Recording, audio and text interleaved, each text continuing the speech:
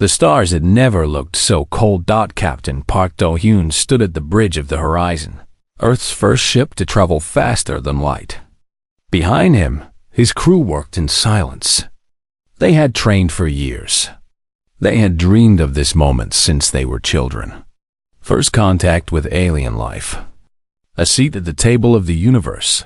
But as the massive station came into view, Do-hyun felt something he had not expected. Fear. The Galactic Council station was bigger than any city on Earth. It floated in the darkness like a metal god, surrounded by thousands of ships from hundreds of different worlds. Lights blinked in patterns Do-hyun did not understand. Signals filled the communication channels in languages that sounded like music, like thunder, like nothing human ears had ever heard. Dr. Yoon Harry stepped up beside him. She was the chief diplomat, a woman who had spent her entire life studying languages. Now she would speak for all of humanity. Beautiful, isn't it? She said softly. Do-hyun nodded. Beautiful and terrifying. Lieutenant Kang Ji-soo looked up from her station. She was young, barely 30, but her mind was sharper than anyone Do-hyun had ever met. Captain, we are being scanned. Multiple ships. They are trying to read our systems. Let them look, Do-hyun said.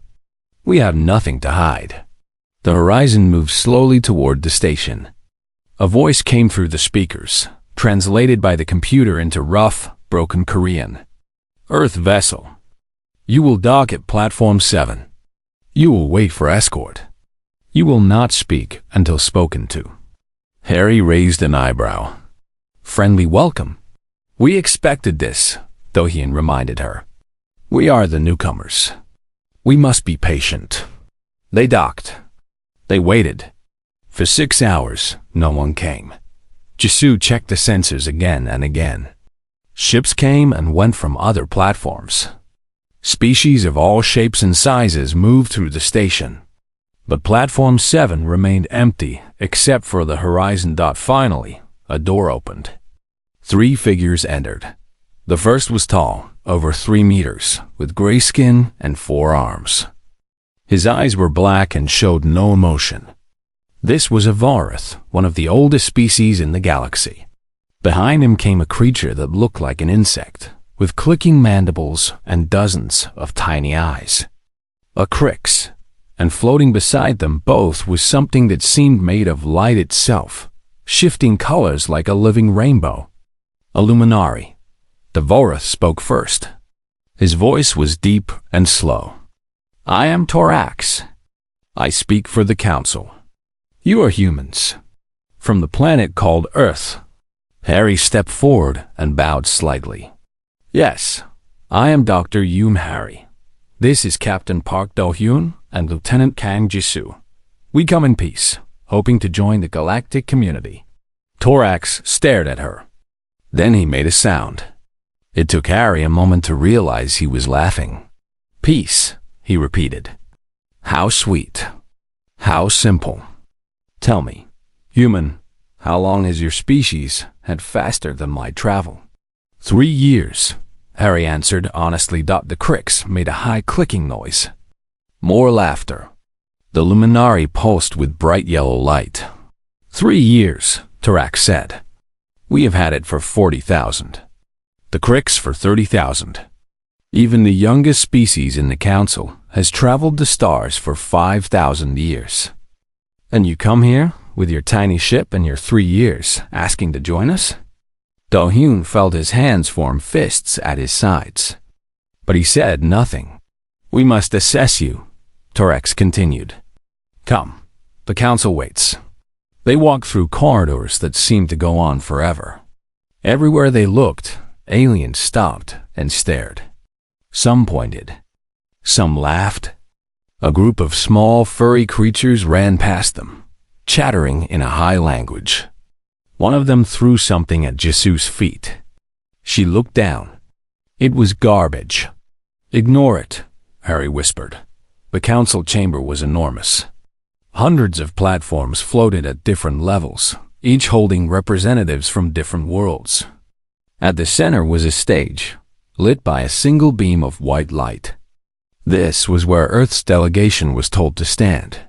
Do-hyun looked up at the countless faces watching them. Some curious, most amused, a few disgusted. A booming voice filled the chamber. The Council recognizes the species known as humans from the planet Earth in the system called Sol. They request membership and recognition. Silence. Then laughter. It started small, from one platform, then spread like fire. Within seconds, the entire chamber was filled with the sound of alien amusement. Thorax raised his forearms. The laughter slowly died. Humans, he announced, you have been assessed. Based on your technology, your history, and your development, you are classified as Tier 7, the lowest rank. You are considered a primitive species, barely above wildlife. Harry's face went pale. Tier 7? But we have achieved faster than light travel. We have united our planet.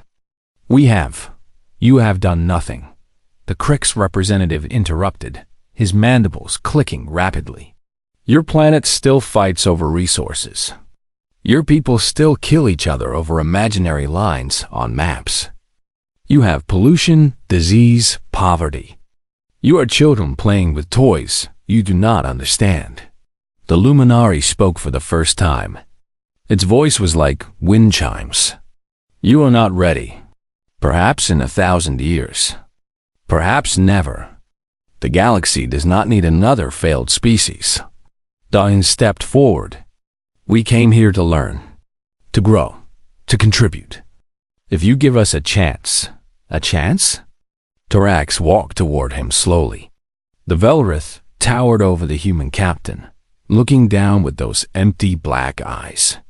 Why should we give you a chance? What can you possibly offer the galaxy? We offer our determination, Do-hyun said. Our creativity. Our will to survive. Thorax leaned closer. You offer nothing. You are mud dwellers who crawled from your swamp too soon. Go home, little human. Go back to your tiny planet and your tiny dreams. The galaxy has no place for you. The chamber erupted in laughter again. Harry felt tears forming in her eyes, but she refused to let them fall. Jisoo's hands trembled with rage. Do-hyun stood perfectly still, his face showing nothing. When the laughter finally stopped, he spoke again. His voice was calm and quiet. I understand. We are young. We are new. We have much to learn. But I ask for one thing. 1 year. Give us 1 year to prove ourselves. If we fail, we will leave and never return. If we succeed, you will recognize us as equals. More laughter. Thorax shook his head. You want 1 year? To do what? Build better ships?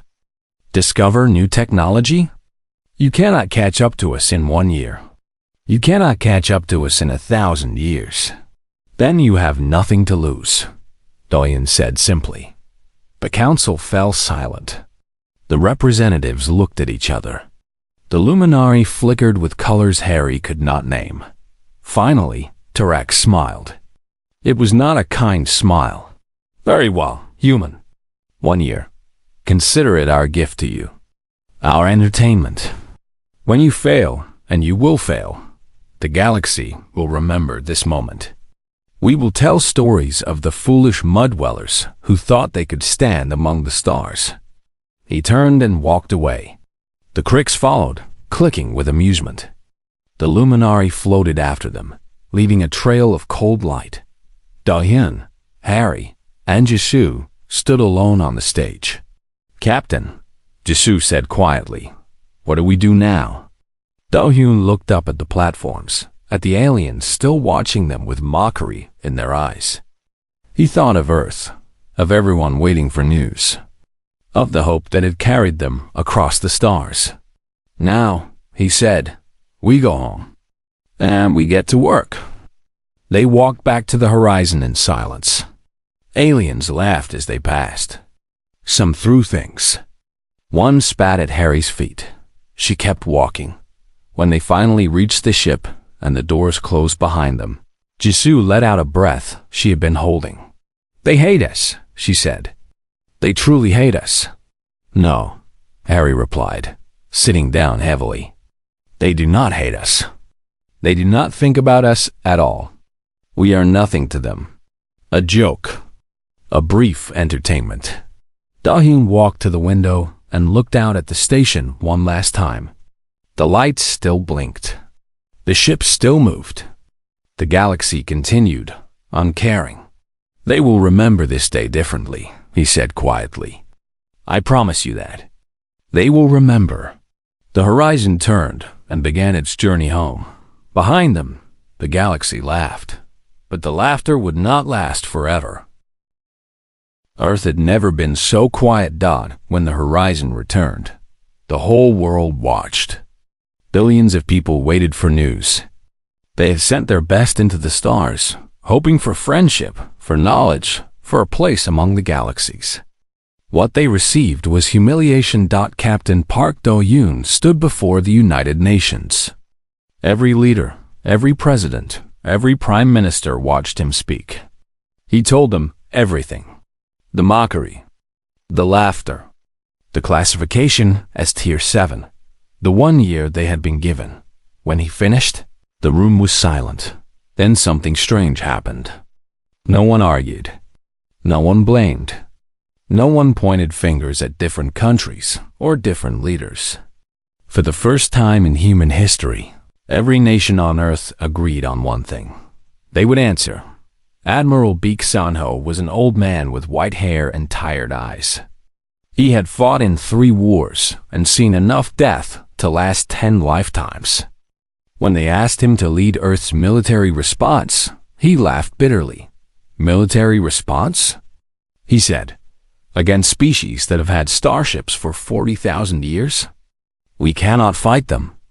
We would be crushed in a day. Then what do you suggest?" The Secretary General asked. Sun-ho thought for a long moment. "We cannot beat them with weapons. So we must beat them with something else. Something they do not expect. And what is that?" The old admiral smiled. "Consequences." In a laboratory hidden deep beneath the mountains of Korea, engineer Sho Min-ji worked without sleep.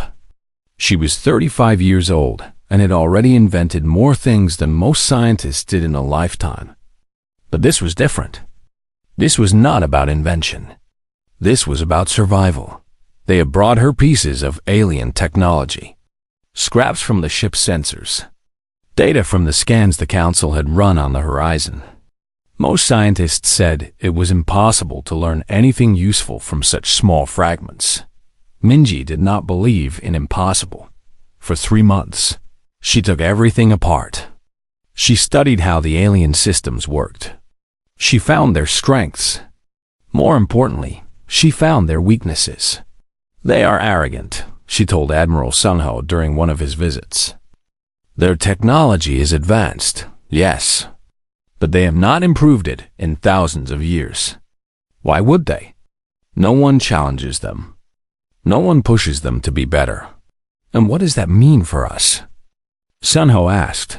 Min-ji held up a small device, no bigger than a coin. "It means they have blind spots. Holes in their systems they do not even know exist. I call this a null field generator. When activated, it creates a bubble where alien technology simply stops working. Engines die. Weapons fail. Shields collapse."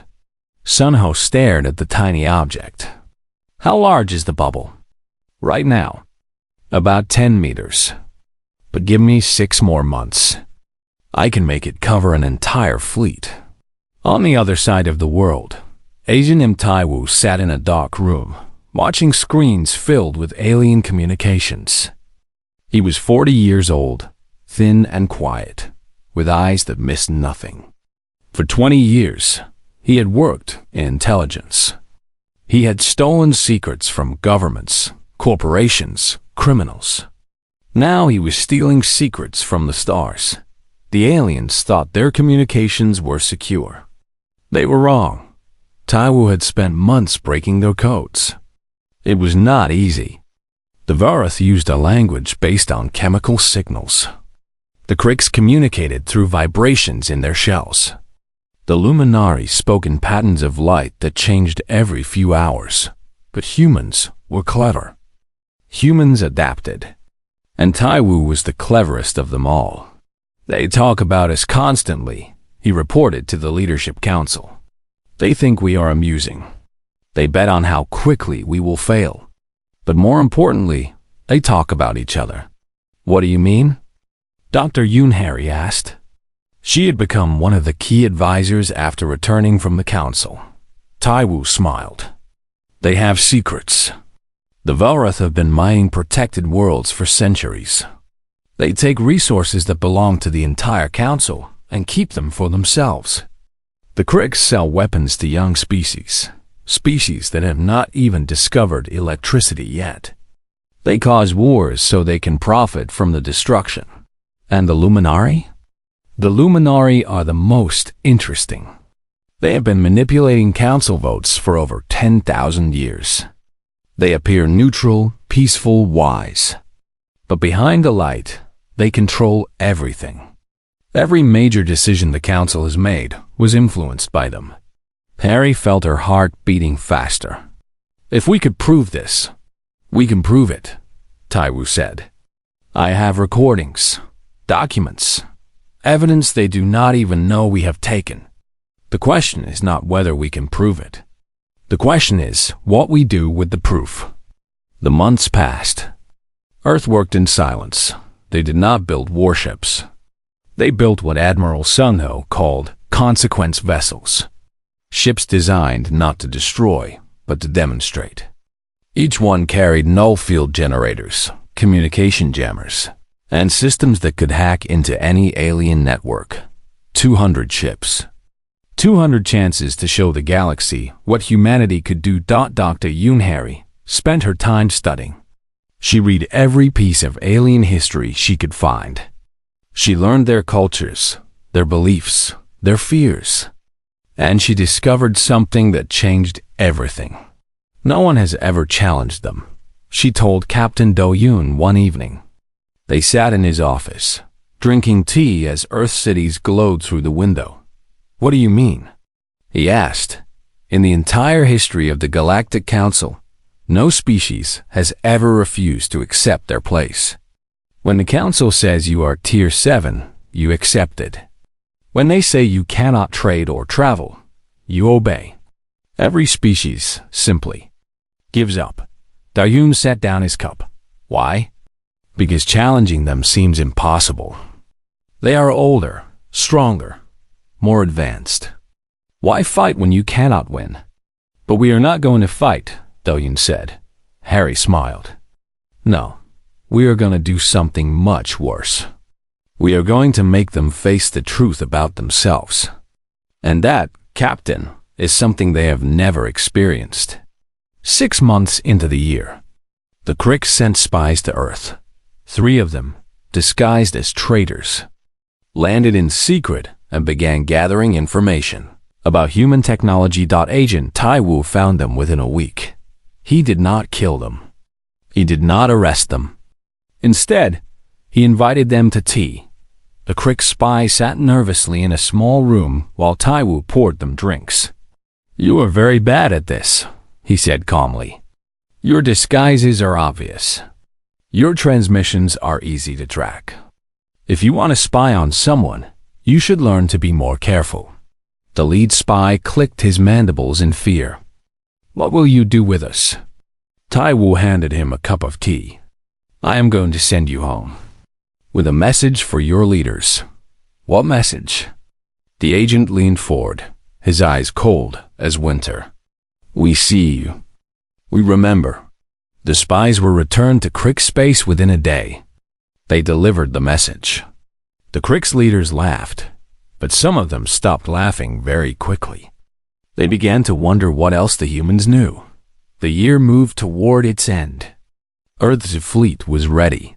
The evidence was gathered. The technology was tested. On the last night before they departed, Admiral Sun Ho gathered all the captains on his flagship. 200 men and women, each commanding a ship, each carrying the hope of humanity on their shoulders. "Tomorrow we return to the council," Sunho said. "They expect us to beg. They expect us to fail. They expect us to be the joke they decided we were 1 year ago." He looked at each face. Young faces, old faces, faces filled with determination. "We will not beg. We will not fail. And we will show them that the joke is on them. They gave us 1 year. They thought it was nothing. They were wrong. 1 year was all we needed." Captain Park Do-hyun stood among the captains. Lieutenant Kang Jisoo was beside him. Dr. Yoon Harry was already preparing her speech. They had worked in silence for a year. They had built in secret. They had learned and planned and prepared. Now, it was time for the galaxy to see what silence could create. The fleet launched at midnight.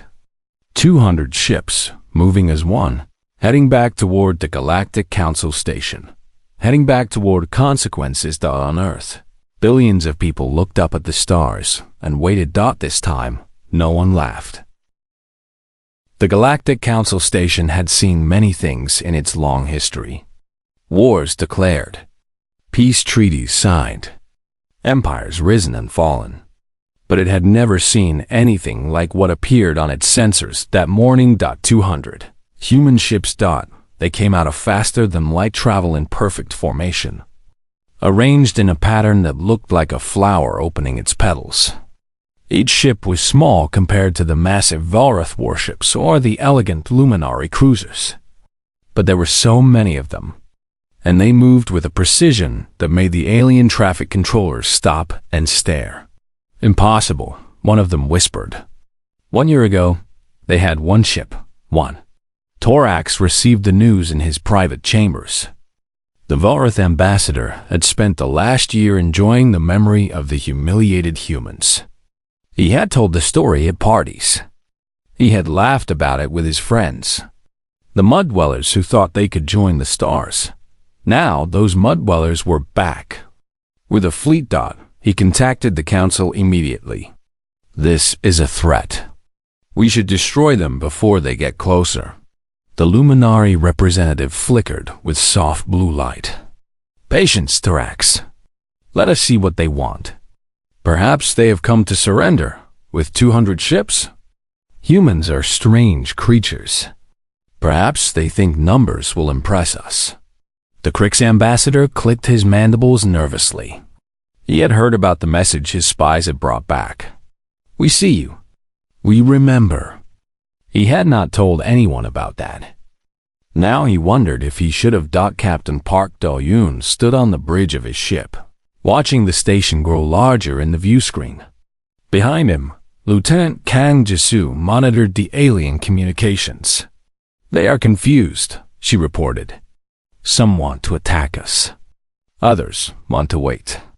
They are arguing." "Good," Do-hyun said. "Confusion is useful. Dr. Yoon, are you ready?" Harry nodded. She wore the same simple clothes she had worn a year ago. No fancy uniform. No symbols of power. Just a woman with words. "I am ready," she said. "Then let us give them their show." The human fleet stopped at a respectful distance from the station. Do-hyun requested permission to address the council. After 2 hours of debate, permission was granted. The aliens were curious. What could the humans possibly say? The council chamber was even more crowded than before. Word had spread across the galaxy. The mud-dwellers were back. Everyone wanted to see what would happen. When Do-hyun, Harry, and Jisoo walked onto the central stage, the laughter started immediately. But this time, they did not flinch. They did not lower their eyes. They stood straight and waited. Torax stepped forward, his forearms crossed. "You have returned, humans. We did not expect this. Tell me, have you come to beg for mercy? To admit your place?" "No," Harry said calmly. "We have come to present evidence." The laughter stopped. The word evidence hung in the air like smoke. Evidence? Torax repeated. Evidence of what? Harry pressed a button on the device in her hand. Suddenly, the entire chamber was filled with light. Images appeared. Videos, documents, recordings, all floating in the air for everyone to see. Evidence of crimes, Harry said, committed by members of this council. The chamber exploded into chaos. The first images showed Velroth mining ships on protected worlds. Sacred planets that belonged to no one. Planets the council had sworn to preserve. The Velroth had been stealing from them for centuries. Lies. Torax shouted. These are fabrications. But the evidence was clear. Ship identification codes. Communication logs. Dates and locations. Everything matched. Then came the Krix.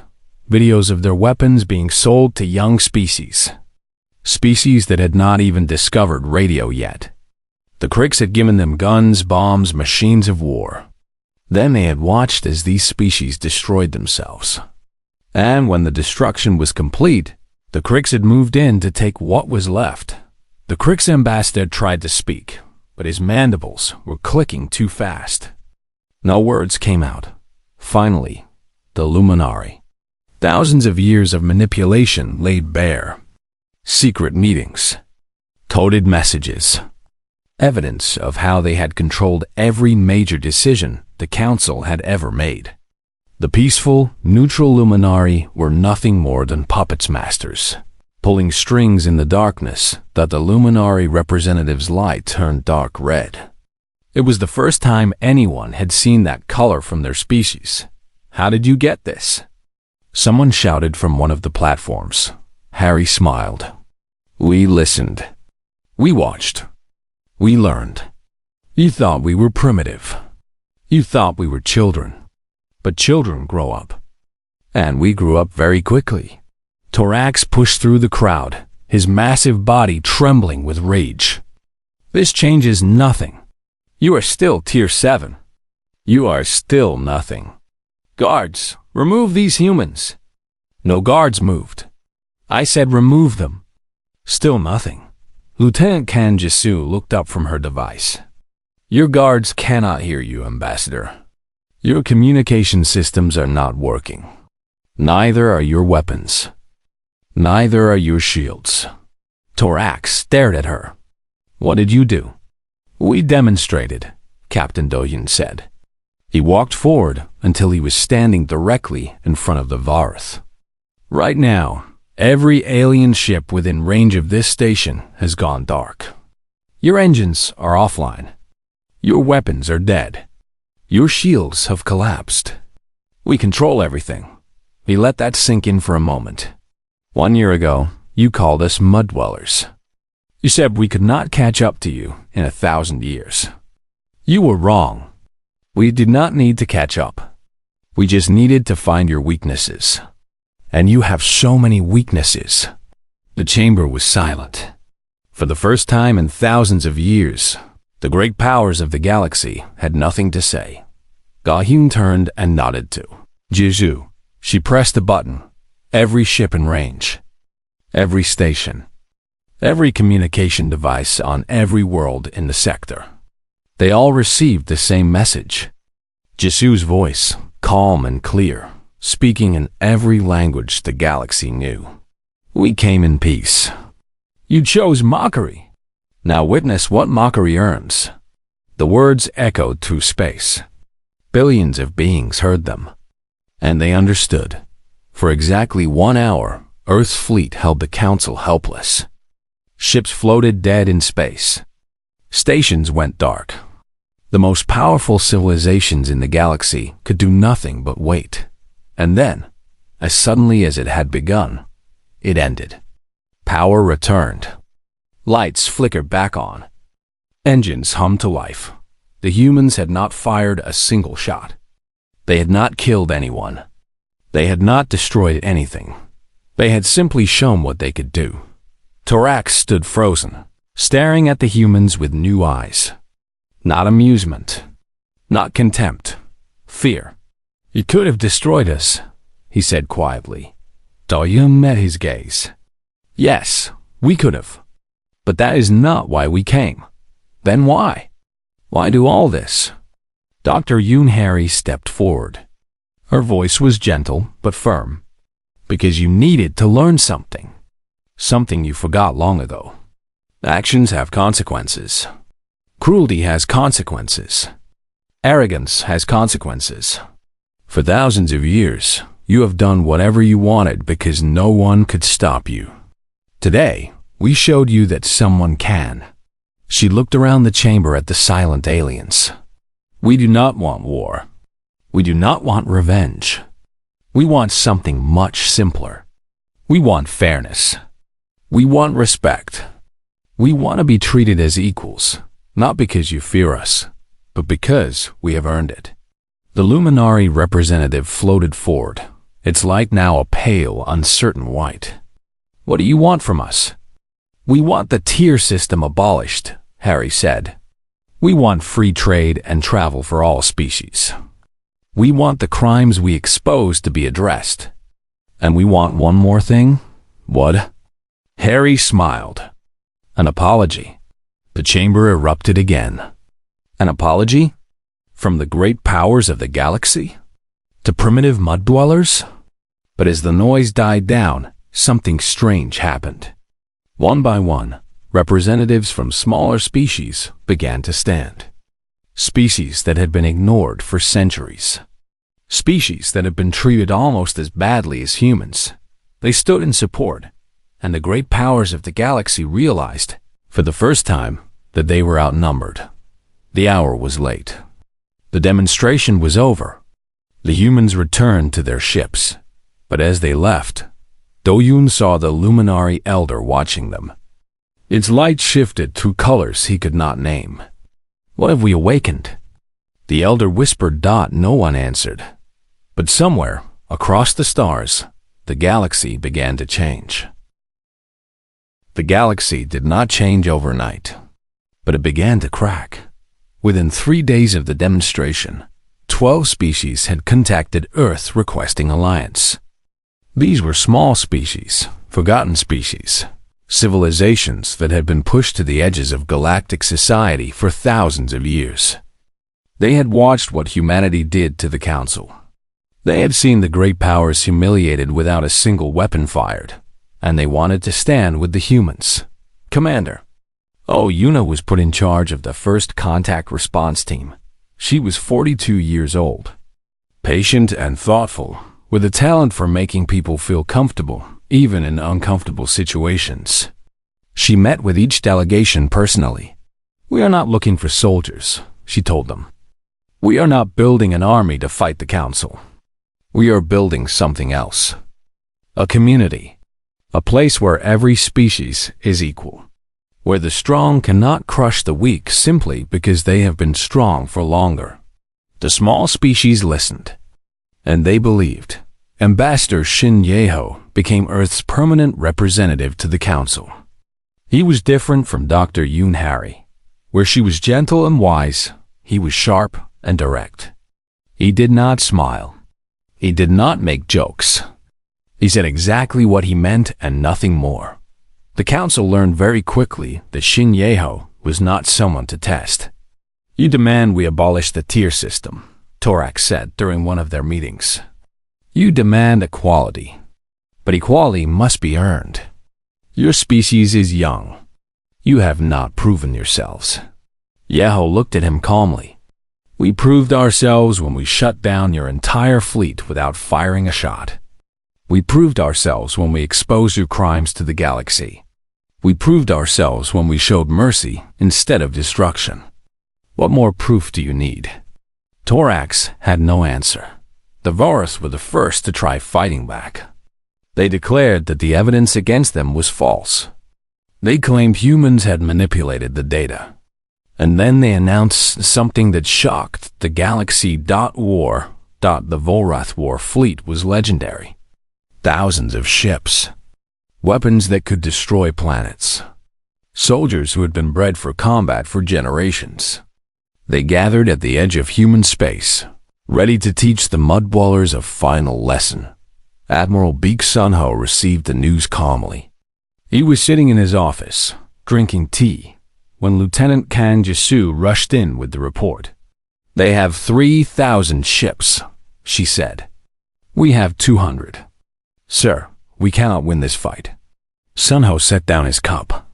"We do not need to win a fight. We need to prevent one." "How?" The old admiral smiled.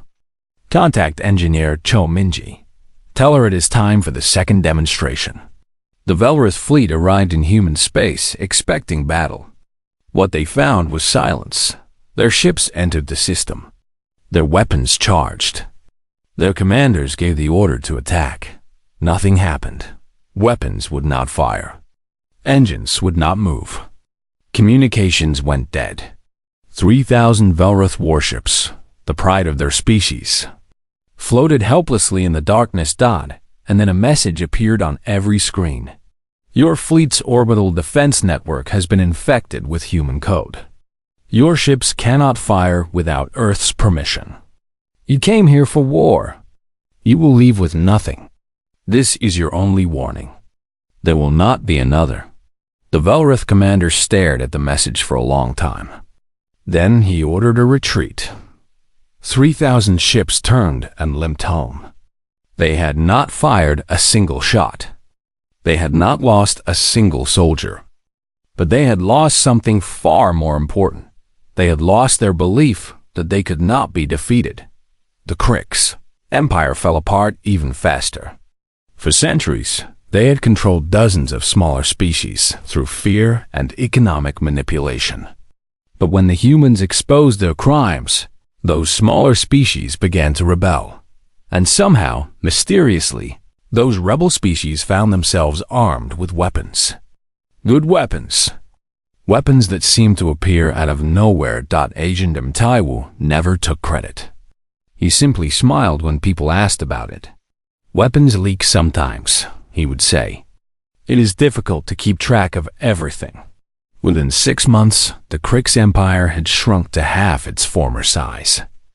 Within a year, it had become a trade federation, forced to negotiate as equals with species it had once enslaved. The Luminari tried a different approach. They did not declare war. They did not threaten. Instead, they sent an assassin. Dr. Yoon Harry was walking through the halls of the Galactic Council station when it happened. A Luminari agent, disguised as a maintenance worker, attacked her with a weapon made of pure light. She survived. Barely. The blade had cut deep into her shoulder.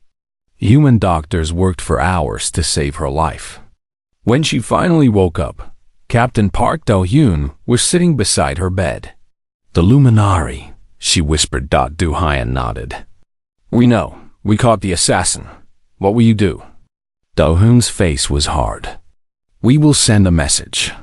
3 days later, a small box arrived at the Luminari homeworld. Inside was the assassin. What was left of him. Alongside the remains was a list. Every Luminari spy. Every Luminari agent. Every Luminari operative working in secret across the galaxy. All of them named. All of them located. The message was clear. "We know who you are. We know where you are. And if you try this again, we will come for all of you." The Luminari did not try again. Ambassador Shin Yeho stood before the council 1 month after the assassination attempt.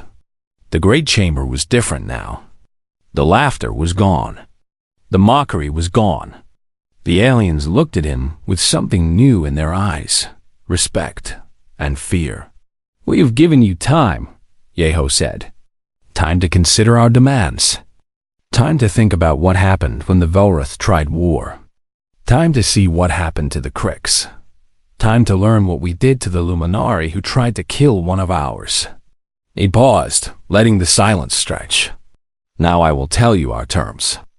They have not changed. Equal status for all species. An end to the tier system. Open trade and travel. And an apology. An apology?" Torax growled. "You still demand this?" "Yes. We will never apologize to humans. Yeho nodded slowly. I expected that answer. So let me show you what happens next.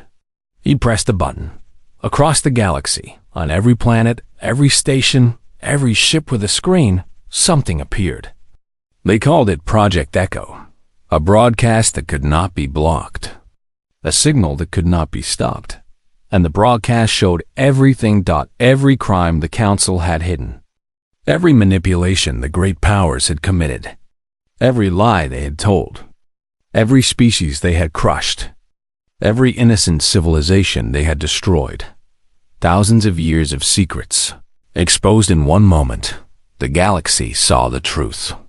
And the galaxy was angry.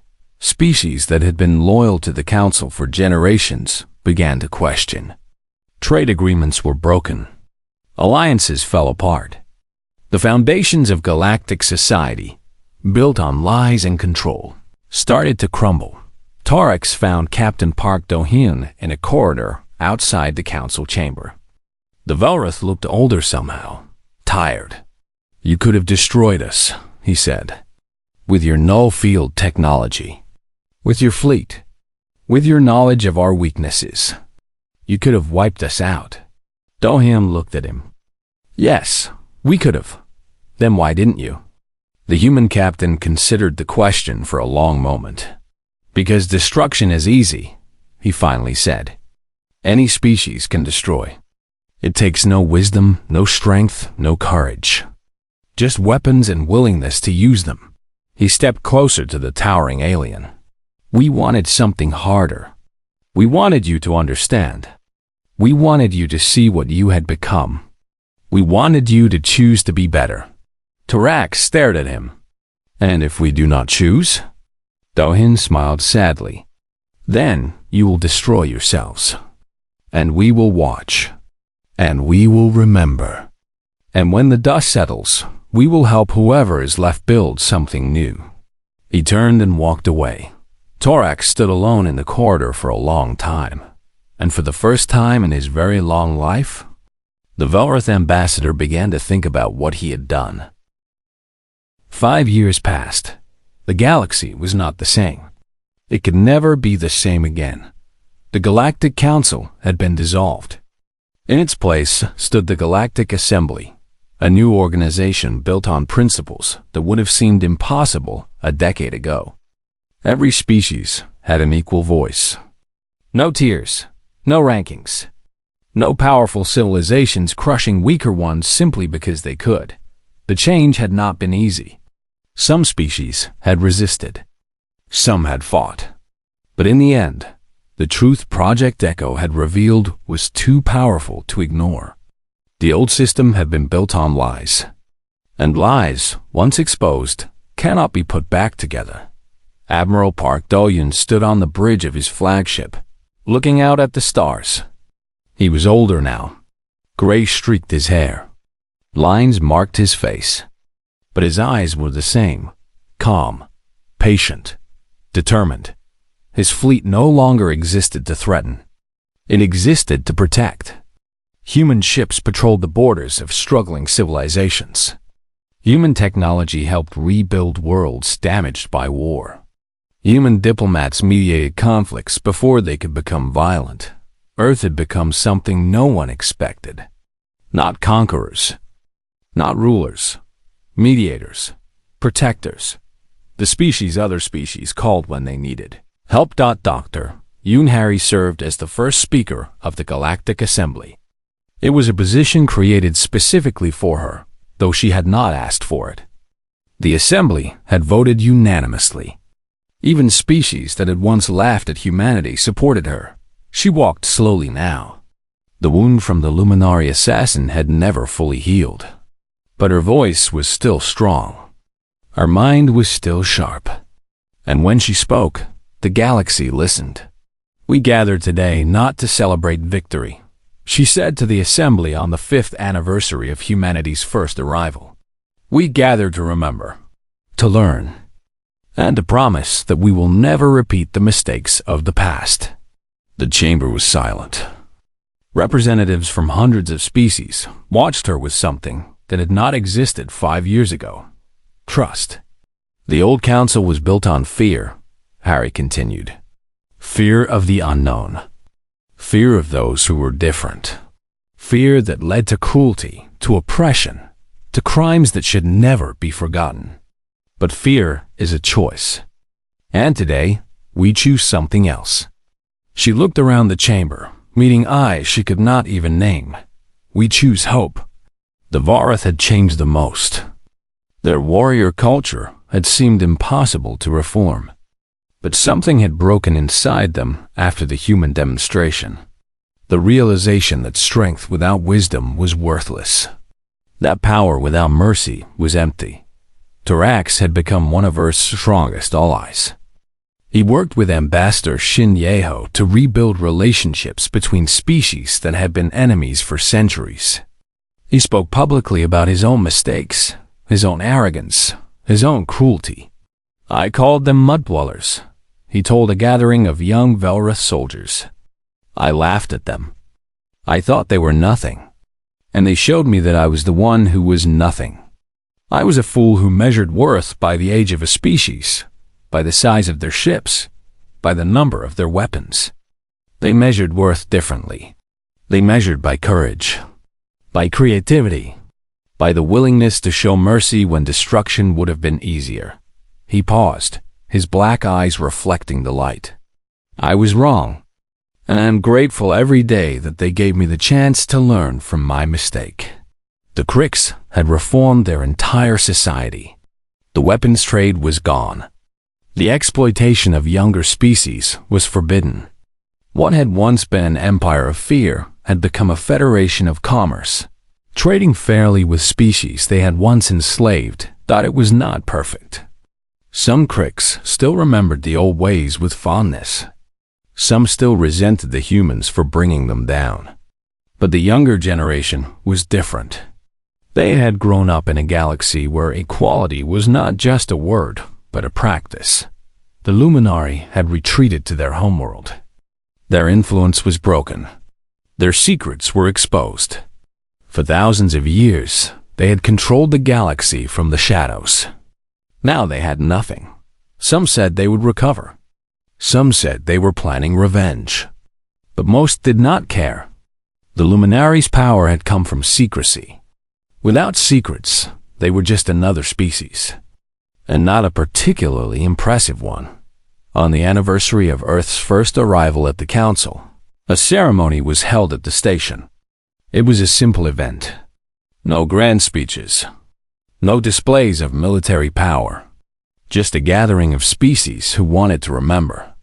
They stood in silence for a long moment. Then someone began to speak. Not a human. A small, furry creature from a species that had been considered worthless 5 years ago. One of the species that had thrown garbage at Lieutenant Kang Jisu during her first visit. I was there, the creature said. I saw them arrive. I saw us laugh at them. I saw us mock them and dismiss them and treat them like animals. And I participated. I threw garbage at the female human. I thought it was funny. The creature's voice trembled. I am sorry. I was wrong. And I spend every day trying to be better. Because they showed me that being better is possible. Even when it seems impossible. Torax was standing near the back of the crowd. A young Velrith child, barely old enough to understand what was happening, tugged at his arm. Why is everyone so quiet? The child asked. Torax looked down at the small face, so innocent, so unaware of the history that surrounded them. Because we are remembering, he said. Remembering what? The old ambassador smiled sadly. We mocked them. We dismissed them. We told them they were nothing. And instead of destroying us when they had every right, they lifted us up. They made us better. The child frowned. Why? Before Torax could answer, a voice came from behind them. Because that is what humans do. Admiral Park Do-hyun had been listening. He stepped forward and knelt down until he was at eye level with the young Velrith. We do not forget, he said gently. Humans remember everything. Every insult. Every kindness. every moment of cruelty and every moment of grace. We remember all of it. Then how can you forgive? The child asked. Diane smiled. Because remembering and forgiving are not opposites. We remember so we can learn. And we forgive because holding on to anger only hurts ourselves. We choose what we do with our memories. We could have chosen revenge. We chose hope. The child thought about this for a long moment, then nodded seriously. I want to be like that. I want to remember and forgive. Then you will, Do-yoon said. That is all it takes. The choice. He stood and walked back to where Harry and Jisoo were standing. They had watched the exchange in silence. You are good with children, Jisoo said. I have had practice. We all have children now, in a way. All these species looking to us, learning from us. We have to be careful what we teach them. Harry nodded slowly. We have to teach them that power without mercy is meaningless. That strength without wisdom is dangerous. That the measure of a civilization is not how it treats the strong, but how it treats the weak. Do you think they will learn? Jisoo asked. Harry looked out at the gathering. Hundreds of species. Thousands of beings. All standing together in peace. They already have, she said. The ceremony ended. The crowds dispersed. Ships departed for distant worlds, but the work was not finished. It would never be finished. 2 months later, a signal arrived at the assembly. A new species had been discovered.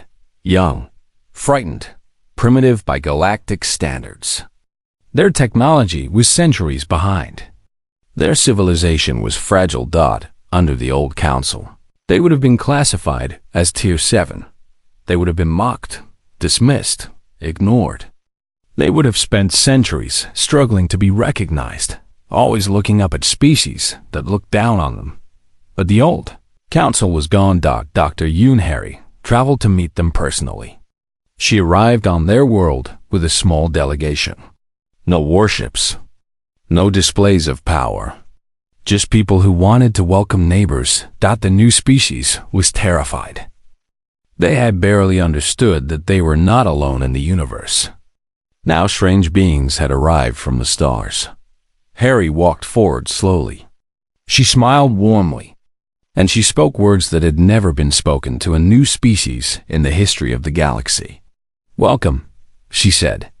You are equal here. You are not primitive. You are not worthless. You are not a tier or a ranking or a number. You are people. And from this moment on, you are home. The leader of the new species stared at her with wide, uncertain eyes. You do not mock us? No.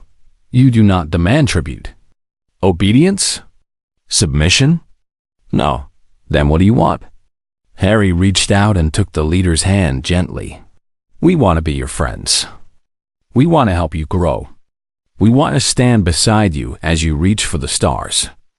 And one day, when another young species is discovered, we want you to welcome them the same way we are welcoming you.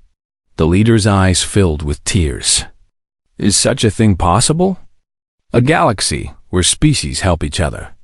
Harry looked up at the sky, at the stars that had once seemed so cold and distant. It is possible, she said, because we choose to make it possible. Every day, every moment, every decision. We choose hope over fear, kindness over cruelty, and we never stop choosing.